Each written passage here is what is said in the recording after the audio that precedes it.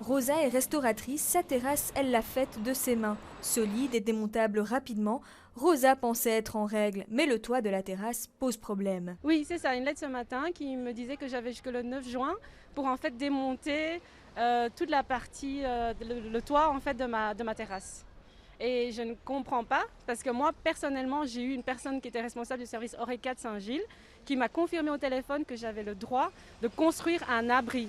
Et je lui ai détaillé l'abri, comment il serait, et elle m'a dit sans souci. Si Rosa a pris des mois pour construire sa structure, elle devra la démonter pour le 9 juin. La commune de Saint-Gilles a listé les critères. La protection en bois doit être de maximum 80 cm de haut. L'entièreté du dispositif doit être amovible et démontable en 24 heures.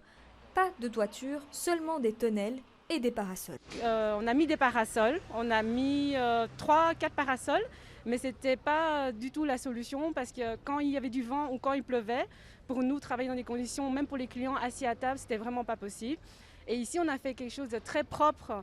Tout le quartier, tous les voisins sont ravis, tout le monde nous encourage et ça ne dérange personne. Le bourgmestre de Saint-Gilles compte sur la bonne volonté des établissements. On va rappeler maintenant un certain nombre de choses et en comptant sur la bonne volonté aussi des établissements, parce que je crois que c'est important. Sanctionner, c'est quand même le dernier recours. Plusieurs restaurateurs sont dans le même cas que Rosa.